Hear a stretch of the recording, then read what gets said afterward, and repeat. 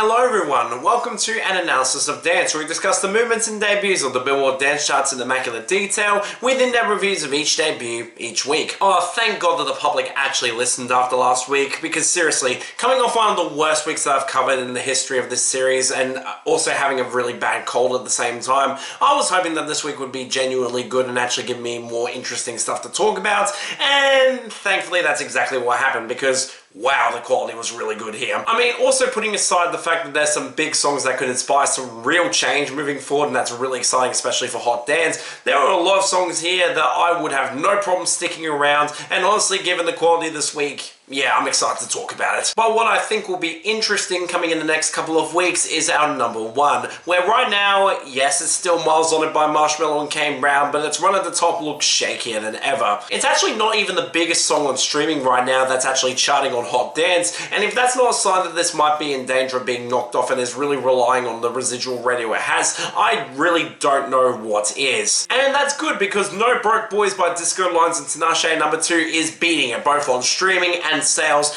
Quite frankly, the only thing that's holding it back right now is the lack of radio support, but given that it's a big song that's blowing up worldwide and is very easy to sell to radio, especially with Tinashe on the track, yeah, this is absolutely going to get to number one soon. No complaints there. Certainly looks a lot more notable than the Day's Notion remix by Crystal at number 3, which, again, relying entirely on streaming, that was a song that should have been pushed to radio a lot faster than it did. Really good job fumbling the bag there, guys. And I can't believe I'm saying this, Victory Lap by Fred Again, Skepta and Pluck Boy Max at number 4 could very well overtake it, considering the massive streaming surge that it had thanks to that big remix with a lot of rappers who I'm really surprised are actually on this. And honestly, the fact that a song like this is able to link all these artists from different cultures into this one track is really a good sign that this song is going to stick around in the public consciousness, and really is the sort of thing that does not get old with repeat listens. I'm really thrilled that it's sticking around. Hell, there's also Blessings by Calvin Harris featuring Clementine Douglas at number 5, and this one, again, it's not really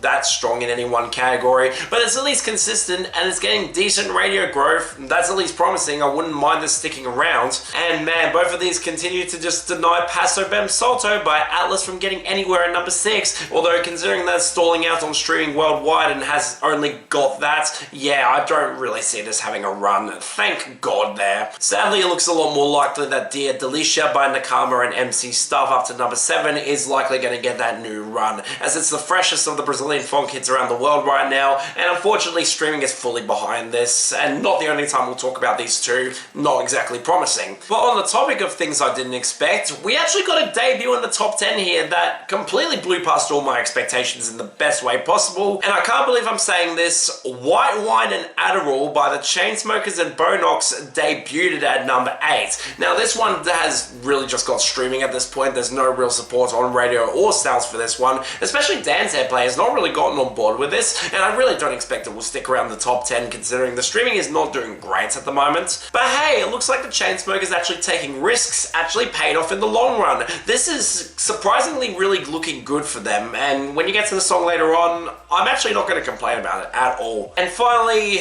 2 more goddamn Brazilian funk songs, with Luna Bala by YB Was Good and Aris at number 9, which is the more fresh of the two, so I'm not exactly surprised it's higher, and it's still doing decently well worldwide if anything else, and Montegem Tomada by Mozzie at number 10. And notably, this one actually got knocked off of the Global 200 already, and considering that it was on its way out beforehand, yeah, expect us to leave the top 10 if anything with actual legs manages to get there. I can't exactly complain either. And on the topic of things I can't really complain about, we get to our falls and fall-offs, and there were some surprisingly big ones here. On one hand, it does kind of suck that Never Ender by Justice and Tame Impala is finally gone as the radio has completely collapsed on it, but given that it had the sort of run that I don't think anyone expected, especially for Justice in 2025, I'm not exactly going to be that upset about it going. And yes, it unfortunately did drag out Save My Love by Marshmello, Ellie Goulding and Avion, which might just barely make the year-end list regardless, even if it did completely flop, which is a real damn shame there. But hey, it also took out Lost Voltage by Seyfos, YB Was Good and Aris as the first of many Brazilian funk songs that are charting at the moment, and even if this did did get replaced by another Brazilian phonk song we'll talk about later on,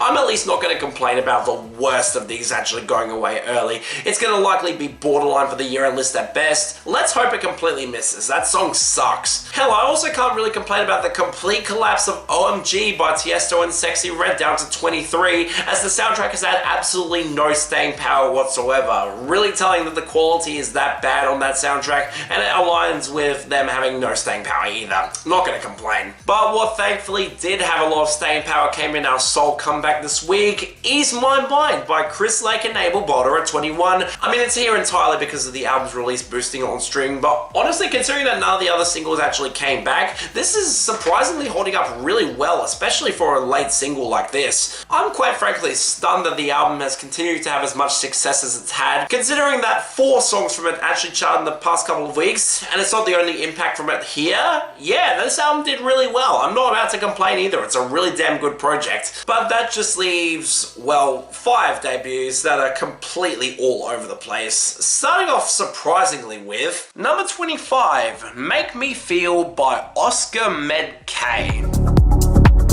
Nobody else make me feel like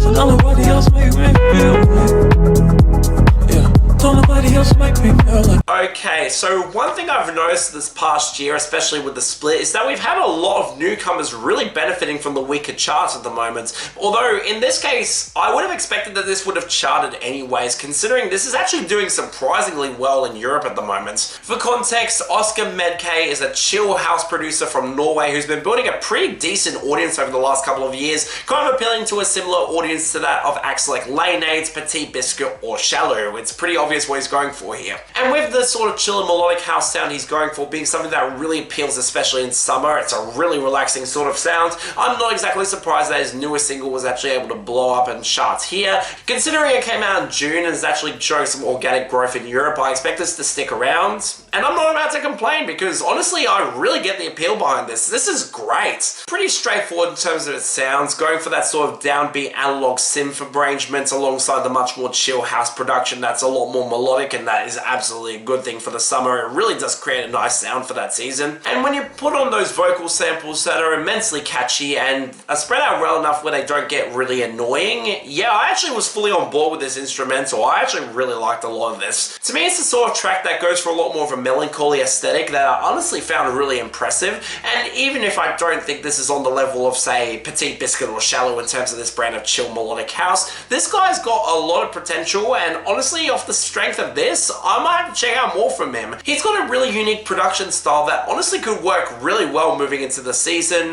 Yeah, this is really damn good. I am glad to see this here. Let's hope it actually continues to get upwards momentum. We could really use some variety like this on this chart. Really damn good song. Number 19, Falling by Chris Lake and Bonobo featuring Alexis Roberts. Think I'm falling in love again. When I get that crazy feeling, think I'm falling, think I'm falling, think I'm falling, think I'm falling, think I'm falling, think I'm falling in love again. When I get that crazy feeling. And on the topic of chill house acts that might actually do this sound a little bit better, well, okay, I wasn't exactly surprised that this was the song that charted from Chris Lake's album Chemistry. It's the closing track and was pushed to New Music Friday, especially considering its collaboration with Bonobo to get him his highest charting song to date. Really cool there, and was the sort of thing that was going to draw a lot of curious listens, considering that both of these artists are vastly different in terms of their appeal, and honestly the fusion actually kind of works really damn well for me. Admittedly not one of my favorites on the album when Reach For You, favorite one, the title track, and Satisfy Me are all here. This sort of track really did need an explosive climax to really justify having Bonobo be relegated to mainly the verse production. The drops do feel very overpowered by Chris Lake, and I don't think that's the best compliment for this atmosphere, especially when the verses sound as goddamn gorgeous as they do, and that's an absolutely huge win for Bonobo here. Especially when you have Alexis Roberts, who's got a lot more of a delicate vocal delivery that honestly works way better on the verses than on the build-ups to the drops. She does feel a little bit out of place on the drops here, but otherwise, this is a really damn good way he could have ended the album. It's still a good fusion of both of their styles that doesn't feel completely overwhelmed by one artist. Both of them feel really well balanced here and actually really complement each other quite well. I wouldn't mind Chris Lake doing more stuff like this, especially between this and Ease My Mind being a lot more chill by his standards. And hey, it led to Bonobo getting hits after being criminally underrated in the 2010s and having having the sort of run that really does not reflect his level of popularity. That's a huge win for me. Yeah, damn great song. Not gonna complain about this being here. Number 17, MENTE by Nakama and MC Star. Olha o bico do fosso, tu não tá prestou atenção. Ai, toma, toma, toma, ai, toma, rajadão.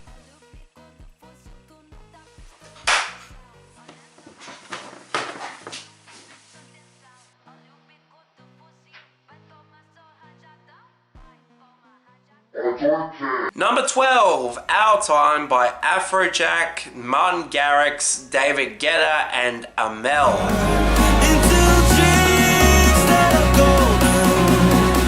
I believe that this is our time. When I saw this group of artists come together, my god, I just had the most conflicting of emotions here. I mean, it doesn't shock me. Both Afrojack and Martin Garrix really get their best when they go for more bombastic festival house. I mean, seriously, both of their best material is from the 2014 era where they were both consistently doing that. Again, it really works well, especially for Afrojack. And David Guetta has dabbled in festival house recently, including that utterly misguided Bonnie Tyler and Hyperton collab that thankfully didn't chart. But man, every sign here just points to this being a complete miss for me. Afrojack's been wildly inconsistent across his entire career and has not been showing really good mixing chops as of recently. Martin Garrix has had a really disappointing 2025 with only a select few highlights not really making up for songs like Mad being utterly terrible. And David Guetta is, well, David Guetta. I was expecting this to be a complete mess here, and shockingly this actually turned out really damn good. I mean, it's the sort of thing that's pretty blatantly obvious that it's trying to bait nostalgia for 2014 Festival House, right down to the drops being a lot more major key and uplifting compared to normal from these guys, and having the sort of mixing that feels a lot more mid-heavy. It's not mixed as great as I would have hoped and does sound a bit dated to that time. Honestly, I get why people would find this a bit dated and out of touch with where Festival House is nowadays, but honestly, even with the acknowledgement that acts like Third Party do this sort of sound better, especially nowadays, this is a really well-produced song. I mean, I'm pretty much a sucker for any song that has this sort of bombastic synth lead, and this is the sort of thing that Martin Garrix absolutely nailed in the late 2010s with stuff like High on Life. I get why people are fully on board with this one too, considering the sound of this is a lot more nostalgic and really well produced even despite the mid-heavy drops. And more importantly, Amel sounds fantastic here. He's got the sort of soulful presence that's got a lot of personality and charisma, and his belting on that hook is just goddamn stunning. This song just hits like a ton of bricks in the emotion department. I'm really impressed it turned out as well as it did. I mean, again, very shallow song on the surface. It's going for that sort of nostalgic sound that I can absolutely understand why some people are not on board with this. But as someone who is a sucker for that sort of festival house sound, yeah, this won me over pretty damn consistently. And honestly, yeah, really damn good song. I would not mind it sticking around at all. Number 8, White Wine and Adderall by the Chainsmokers and Beau.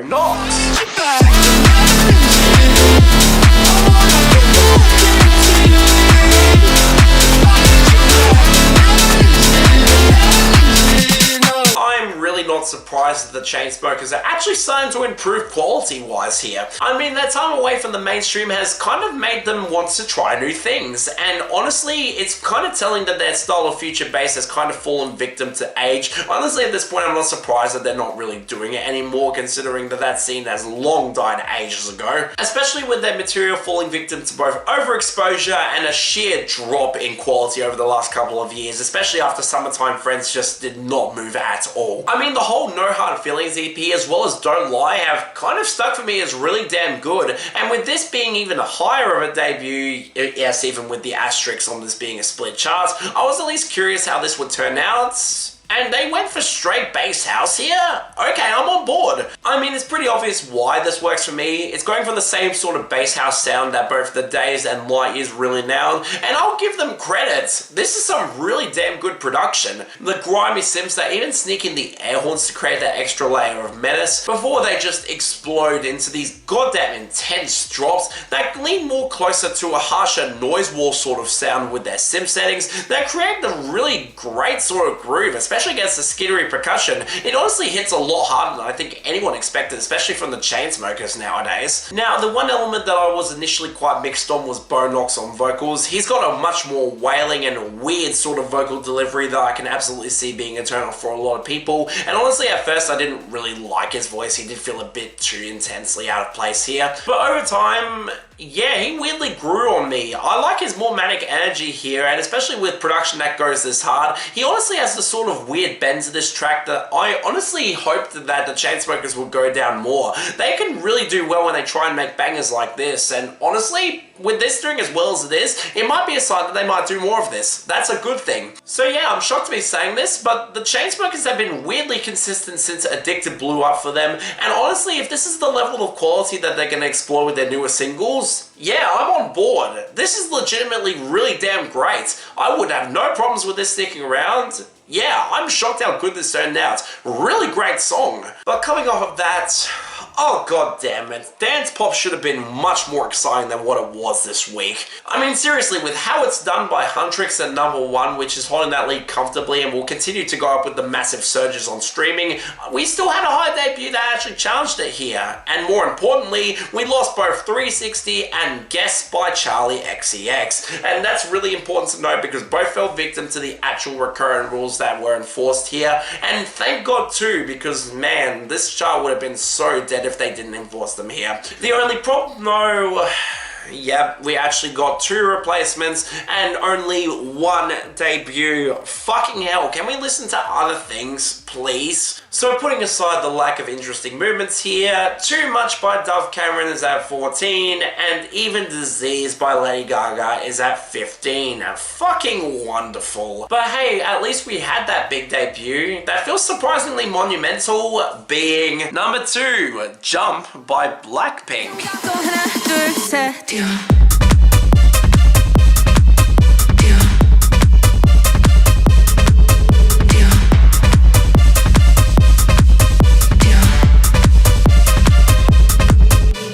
Well guys, the floodgates finally opened and we finally got a legitimate K-pop group to actually chart here. Thank K-pop Demon Hunters for pushing open the eligibility window even on dance pop that was already leaning a lot more in the song's favor. But even with that, I was shocked to see BLACKPINK actually hit the charts with their comeback single after a few years on hiatus, and with this track, yeah, it absolutely slaps. I have no complaints about it being here. It's so good to see them back with a legit techno banger with the sort of intense groove that's really goddamn potent, especially with that boom bass, the trance-esque synths that lead into the drops that sound absolutely terrific, the brush energy from the girls where it feels like their interplay and chemistry has just not died off in the years that they've been separated, and a level of production polish that really shows that this group has evolved leaps and bounds since their last singles in 2022. This is really goddamn impressive. I mean, with that time away, you can tell that the separation really intensely affected the girls because seriously,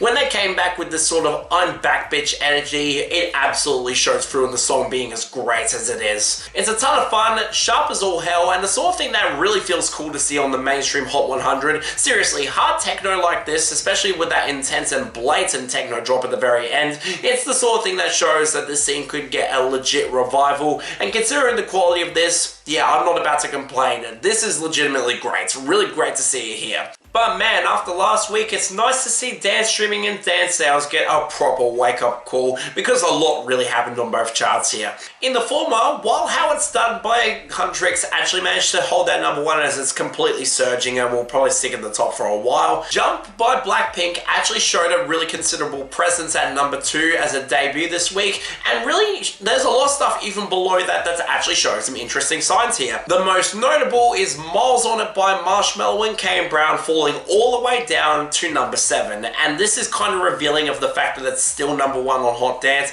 and even though it's losing out to songs like, say, No Broke Boys by Disco Lines and Tinashe actually jumping up to #5, it's the sort of thing that shows that radio is really the only reason why this song is sticking around at #1 right now. Completely remove that factor, this would have been off #1 a few weeks ago, and considering that No Broke Boys is a much better song and is actually holding really damn steady at the moment, yeah, I wouldn't complain about that happening, just gonna say that now. But moving on to dance sales, well, shock to nobody, Jump by BLACKPINK debuted at number 1 because K-pop fan bases are intent on spending real money on their favorite artists' new songs. And while it's impressive that this sort of thing is happening and it does allow for a lot more financial stability for these acts, it doesn't exactly make the chart runs all that interesting, just saying that now. But further down, surprisingly not really a lot to say in terms of our movements outside of the expected annual return for A Sky Full of Stars by Coldplay at 14. This song bounces on and off the charts all the time. I'm not exactly surprised that it's here now. But moving on to these 2 debuts that are unique to this charts, God, they are so surreal for different reasons. Beginning with number 10, As Alive As You Need Me To Be by 9 Inch Nails. I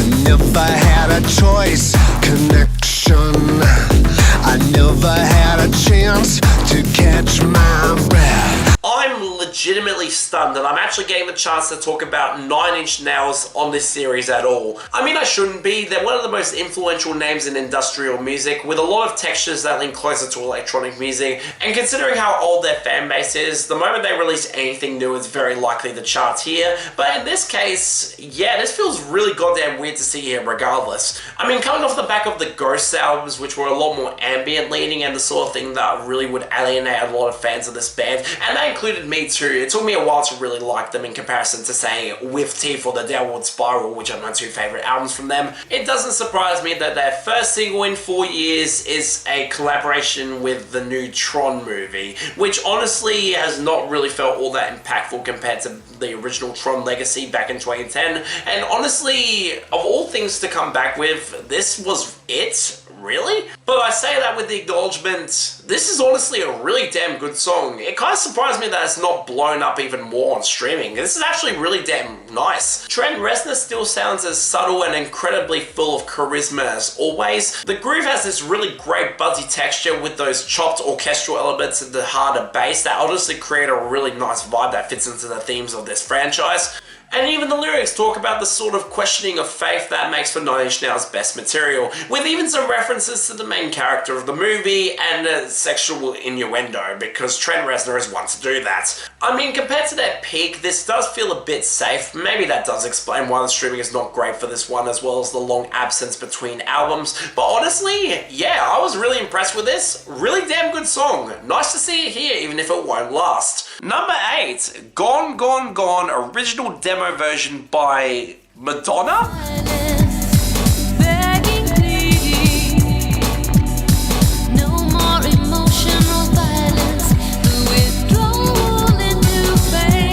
But if you think that that's strange to see here, well, okay, it's got nothing on the fact that I'm talking about a demo from the Ray of Light era of Madonna. Originally, it's a track that got shelved before William Orbit came in to help produce Madonna's best album to date. It's an album that means a lot to me and has aged like fine wine. So with this finally being released in its original demo form and actually being allowed to be listened to on digital streaming platforms, it actually managed to chart here. And yeah, shock horror, it is really damn good, although I do get why this was cut. Feels a bit too jittery and awkward to really fit on Ray of Light, and without William Orbit on production, this has a lot more old school sounds that have aged kind of weirdly in retrospect, especially when you play this against songs like Sky Fits Heaven that show that this song has aged way worse than a lot of the album. I get why it was shelved. That being said, it's still a Ray of Light era Madonna track. It's got a high floor in terms of its quality, and considering that Madonna is one of the most expressive and gifted singers of all time, it doesn't surprise me that this song is still as goddamn good as it is. She is able to carry it in her presence alone, and with the production not being all that bad regardless of its datedness, I'm not exactly surprised that I like this as much as I do.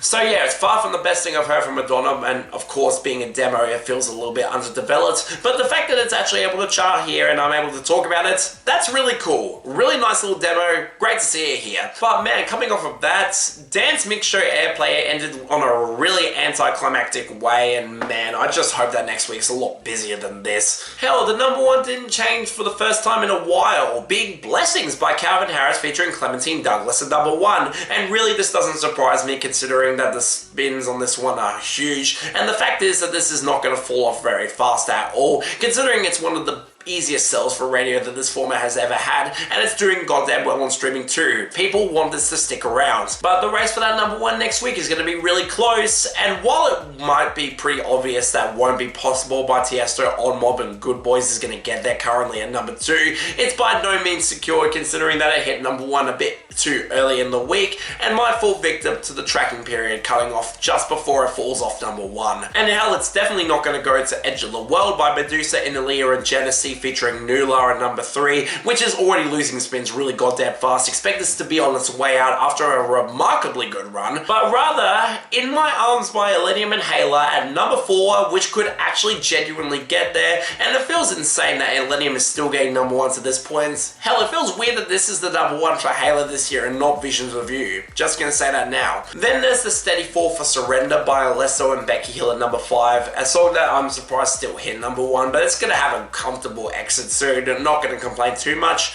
which unfortunately opens up the door for Mad by Martin Garrix and Loathe up to number 6, where it looks like this is gaining upwards momentum even without time impacting dance airplay. That's not remotely good. There's no reason for this to still be around. Although our time is important to note because it might also cannibalize the success of A Better World by David Guetta and Cedric Gervais at number 7, although it's not likely considering that this song's actually genuinely liked it and easy sell for radio, and considering that Afrojack is the lead on that track, I don't expect this will fall off that fast. Then we got the expectedly fast top 10 arrival for Dior by MK featuring Crystal at number 8. Again, this was an easy sell for this format. I'm not exactly surprised it's doing as well as it is. Certainly more reasonable than Something New by GT Office, Matthew Topper and PT at number 9, which has already collapsed. He got spins quite early for a GT Office track. I thought this would be an easy lock for the top 5, but no, it might be out of the top 10 next week, and honestly, it's a good song, but it's not exactly the most memorable thing either. I'm not exactly surprised it's not doing as well as someone else did. And finally, in a surprisingly big jump into the top 10 that I didn't expect at all, Save My Love by Marshmello, Ellie Goulding and Avion actually managed to be a hit somewhere at number 10, and this one I don't expect it will stick around for much longer considering how inconsistent the spins have been.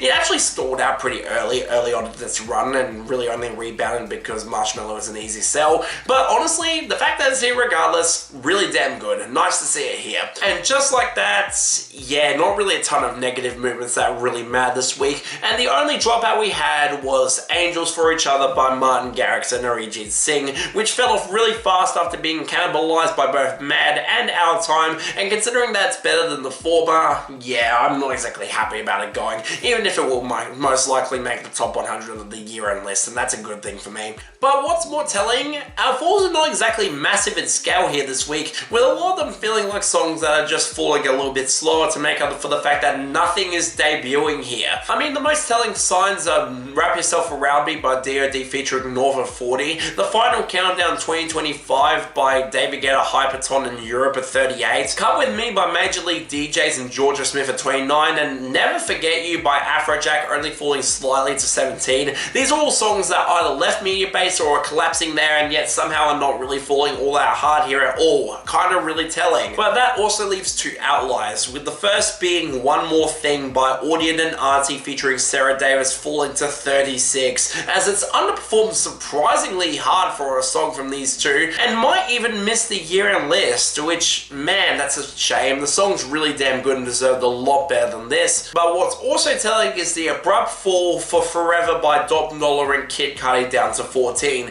which in this case is still gaining spins and only lost out because 5 songs minimum actually managed to overtake it in spins. Which, I mean, I'm not about to complain considering the song is utter crap, but the fact that it got booted out of the top 10 so quickly is kind of really revealing. I don't expect this will have the same sort of run that Dreaming did. Not gonna complain there. And hell, there's some songs rising up that could also deny from getting back into the top 10, although, let's be real, a lot of them are very unlikely. I mean, putting aside Save My Love in the top 10 and also Are You Down by Loud Luxury at 16, because for some ungodly reason this format continues to embrace these terrible songs from them. Most of the songs that actually could do this are far too low on the charts right now out to really matter. And when your options are Man-Child by Sabrina Carpenter at 23, Cherry by Jules Liesel off the debut to 25, Love Me Not by Raven Lene at 30, and even fucking Bullet by Diplo, Vavo, and Priscilla Block at 31, yeah, I have no expectations that these will have the same sort of run to actually take down forever at this point. They're way too inconsistent and way too hard to sell to this format, and considering the general lack of quality in some of these, yeah, I'm not about to complain either. But on the topic of weird surprises that are unfortunately not as good as I had hoped, our sole debut on Dance Mix Show Airplay this week is, and finally, number 34, Loosen Up by HUGEL and Dawty featuring Preston Harris. Pretending on the low, like I don't know. How can I help you stall your problems for a moment?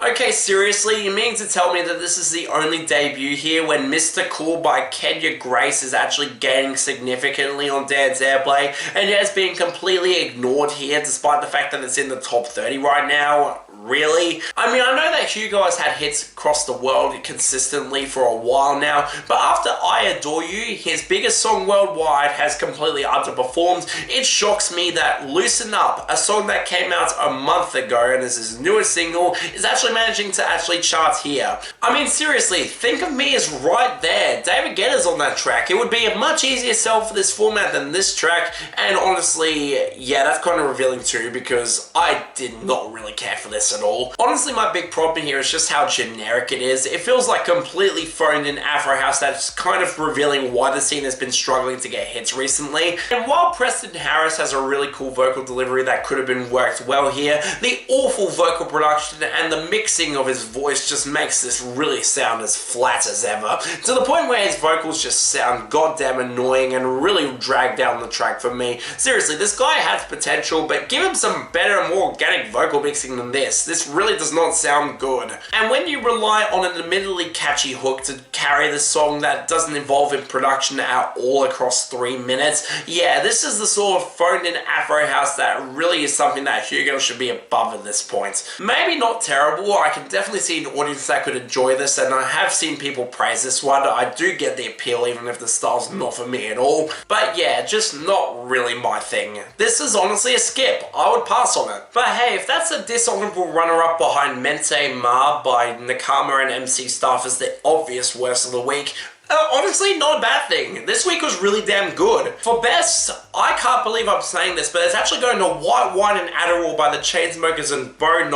Yeah, I'm shocked as anybody. With honourable runner-up, honestly going to Jump by BLACKPINK, although Make Me Feel was really damn close. Honestly, these two could both tie for honourable runner-up on a week, but honestly, Jump is just winning me over at the moment. It is what it is. Next week, well, okay, maybe I can see Above and Beyond charting on Dance Airplay for the first time in years. I would not exactly complain about that, but other than that, yeah, there's nothing I'm really following at the moment that I expect will chart. It is what it is. It might be a quieter week and I can't really complain about that either. But yeah, that's all for this episode of an analysis of Dance. See you next time.